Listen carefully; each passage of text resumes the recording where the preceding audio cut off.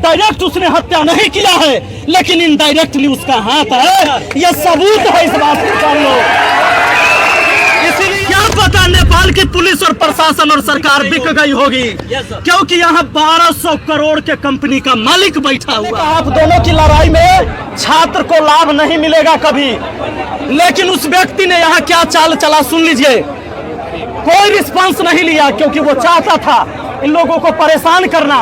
शुक्रवार को उसका वकील भाग जाता, उसने वकील को भगा दिया। ज्ञान इंस्टीट्यूट के संचालक रोशन आनंद सर कल देर शाम अपने पैतृक गांव सहरसा धर्मसेना पहुंचे।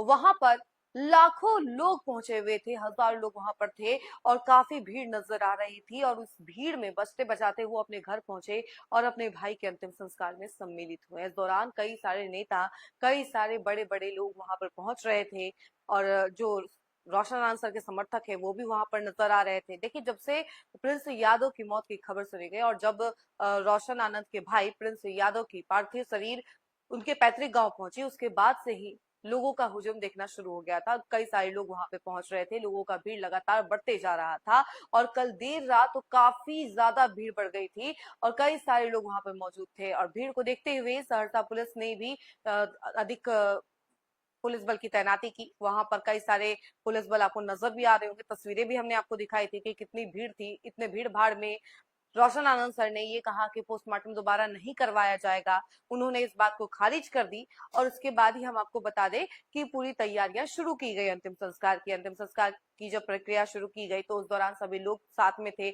और उन लोगों ने पूरी प्रक्रिया में मदद की और उसके बाद रोशन आनंद के भाई प्रिंस यादव का अंतिम संस्कार किया गया, दाह संस्कार किया गया। आपको बता दें, रोशन आनंद सर ने साफ कहा है कि इस मामले में कहीं ना कहीं खान सर ही मेन दोषी हैं। उन्होंने साफ सीधा आरोप लगाया है कि फैजल खान ने सब कुछ करवाया है। ये बातें रोशन आनंद सर ने जेल से रिहा होते ही कही थी और कई सारे नेताओं ने भी यही बातें कही। पप्पू यादव भी वहां पे पहुंचे थे उनके घर पर। उसके बाद आईपी गुप्ता पहुंचे, आईपी गुप्ता का विरोध भी हुआ। तो ये तमाम तस्वीरें भी हमने आपको दिखाई थी। लेकिन मेन मुद्दा ये है कि कल काफी ज्यादा भीड़ इकट्ठा हो गई थी और भीड़ को देखते हुए सहरसा पुलिस ने काफी तैयारियां भी की थी। इस दौरान विपिन सर भी वहां पर आए हुए थे। विपिन सर ने भी कई सारी बातें कही और खान सर को लेकर के उन्होंने कई सारे खुलासे किए। उन्होंने कहा कि सैटरडे और संडे से पहले ही उन्होंने खान सर से बात करने की कोशिश की थी, फ्राइडे को ही, और उन्होंने अपनी बात बताने की कोशिश की थी कि देखिए ये सब छोड़ दीजिए, ये सब क्यों कर रहे हैं, ये केस बंद कीजिए, खत्म कीजिए। लेकिन खान सर नहीं माने थे। वो चाहते तो उसी दिन केस खत्म हो जाता, लेकिन वो नहीं माने और वो चाहते थे कि कहीं ना कहीं दोनों भाइयों को बर्बाद कर दिया जाए। ऐसी बातें विपिन सर ने कही और ये सारे आरोप जो हैं वो खान सर पर लगाते हुए नजर आ रहे हैं। पहले जरा सुनिए कि विपिन सर दिखाने वाला हूँ, 2 मिनट शांत हो जाइए।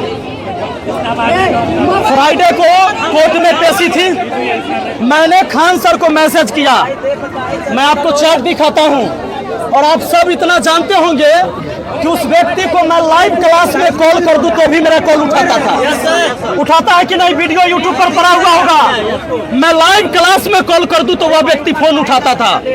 लेकिन इस मैटर में देखिए, मैंने फ्राइडे को मैसेज किया है उसको, आप रिकॉर्ड कर लीजिए अच्छे से। इधर भी दिखाइए सर, आप भी सोशल मीडिया पे बोले थे, मैं आज तक जितनी भी बात बोला हूँ सच के साथ है, झूठ नहीं है।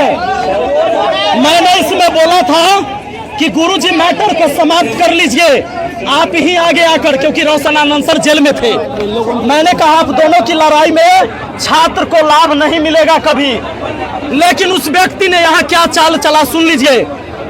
कोई रिस्पांस नहीं लिया क्योंकि वो चाहता था इन लोगों को परेशान करना। शुक्रवार को उसका वकील भाग जाता, उसने वकील को भगा दिया। शुक्रवार को सुनवाई नहीं हुआ कोर्ट में क्योंकि वो आदमी जानता था कि शनिवार रविवार को फिर से कोर्ट बंद है, उसको और घसीटेंगे जेल के अंदर। आज रोशन सर का जैसे ही बाहर निकले उन्होंने बताया है मीडिया को कि जेल में भी उनको भी मारने की साजिश रची जा रही थी, है ना। अब जरा सोच के देखिए, ये जानबूझ के वकील को फ्राइडे को भगाया कि शनिवार रविवार और टाइम हमको मिले और शनिवार को ये घटना घटा इनके साथ, प्रिंस भाई के साथ। आप बताइए, अगर रोशन आनंद सर उस दिन अगर फ्राइडे को आ जाते बाहर, दोनों भाई की बात होती, हमें लगता है ये टेंशन खत्म होता, सॉल्व होता। अगर डायरेक्ट उसने हत्या नहीं किया है, लेकिन इनडायरेक्टली उसका हाथ है, यह सबूत है इस बात को कर लो। इसीलिए मैं सरकार से और यहाँ के डीएम से मांग करता हूँ कि जो वहाँ पोस्टमार्टम हुआ है मैं इसको मान्य नहीं करता हूँ। क्या पता नेपाल की पुलिस और प्रशासन और सरकार बिक गई होगी, क्योंकि यहाँ 1200 करोड़ के कंपनी का मालिक बैठा हुआ है। इस बात को जान लीजिए। इस गांव से दूर से निकलकर कोई लड़का वहां पढ़ाने गया था और उसको लगा कि ये मेरा कंपटीटर है, इसीलिए इतना बड़ा षड्यंत्र रचा गया। तो मैं डीएम से मांग करता हूं, सरकार से मांग करता हूं कि सीबीआई जांच हो और रीपोस्टमार्टम यहाँ हो।